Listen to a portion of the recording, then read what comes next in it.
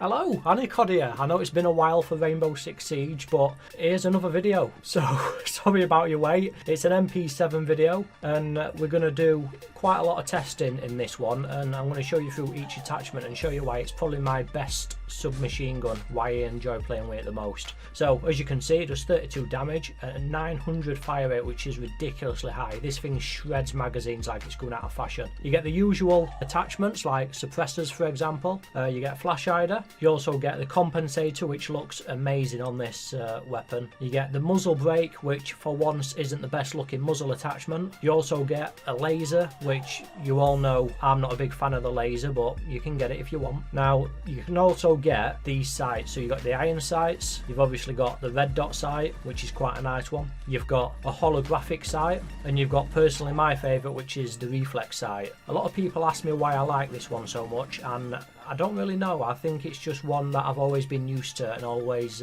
it's always been my go-to sight. So why do I like the MP7 so much? Well, we're going to get straight into the testing now, so I'm not wasting your time. I think I've already wasted enough of your time getting this video out in the first place. It's been literally weeks for the Rainbow Six Siege video. So most of you watching this has probably seen my videos before. If you haven't, then I do 3 lots of firing, one at a close range, one at a medium range, and one at a far range, and it's always hip firing first. And what I usually do is get comparisons up, as you can see here, and that's going to be our baseline. So what we're going to do on this is set up a baseline as well, hip firing, just to see what the spread is and see how easy it is to control the recoil. And as you can see here, it's pretty easy, and you get quite a nice little circle as well, but we're going to use that as our baseline. So we've also got a flash hider. Now let's push this one next. This was my all-time favourite muzzle attachments, until I realised muzzle attachments work differently on each weapon. So you can't just test one weapon and think it's going to work the same on everyone, because it just doesn't. So we'll get the comparison up now, and as you can see, there's not an awful lot of difference. The flash hider does shorten the overall kick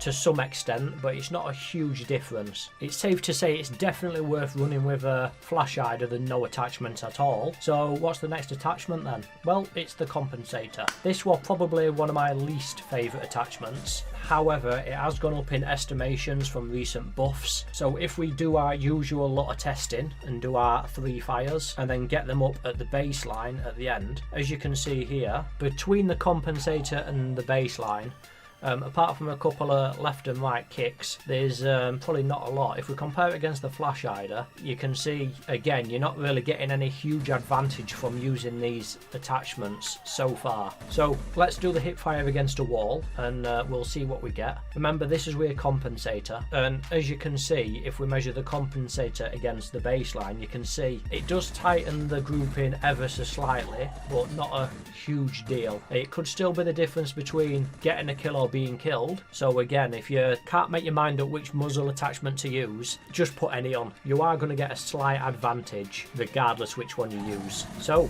there's one more attachment then, and it's the muzzle brake. And as you can see already from the firing, you're getting fireworks left, right and centre flying out your weapon. So it's probably the most comical one. It doesn't give you a huge advantage with hip firing, as you can see. So what about firing against a wall then? Well, this is something we can see now, and as you can see, that it's like bonfire night flying out the end of your weapon, but it does look good. Now you can clearly see there's not a lot of difference between the baseline and the muzzle brake. So what about the final test then, and that's the actual flash? Well, no attachment, as you can see. You don't get an awful lot of flash from this weapon anyway, so it's not a huge loss and it's not a big issue. Not like the AR rifles where you get a huge flash. So as using the flash hider, as you can see now, obviously it does shorten the flash quite a bit, but it doesn't make that much of a difference anyway. So don't pick the flash hider to hide your flash for this weapon, because it's not going to make a difference. So the compensator then, it probably does a very similar job to the flash hider on this weapon. It does muffle the flash ever so slightly. Again, the flash isn't an issue one bit on this weapon. And then you've got the muzzle brake, where it's pure out sparklers. It does look the best by far. It's probably a little bit of a meme attachment on this weapon, and it is good fun, and I actually run with the muzzle attachment on this just for a bit of a laugh, unless I'm playing terrorist hunt, as you can see. Now overall then, I think the MP7, even though the attachments don't do a lot on this weapon, it's still an extremely strong weapon. You're not really going to get any advantages or disadvantages with using one attachment over another, so don't panic too much. Just remember, there's not a lot of kick on this weapon, as you can see, and the rate of fire is just tremendous, which means you can get a hell of a lot of bullets on target really quickly. So take that into consideration when you're picking your operator or picking what weapon you want to use. Anyway, it's been a while since I got one of these videos out, so I apologise. I really hope you enjoyed this one. If you did, feel free to drop a thumbs up so I know I'm doing a good job, and I'll try and get more of them out around my other content. If you want to see more and see them straight away, feel free to subscribe, and if you enable the little bell notification, you get a little notification on your phone as well. That tells you as soon as a video has become live, so you can be the first person to come and view it. So anyway, thanks for watching, and I'll see you all next time.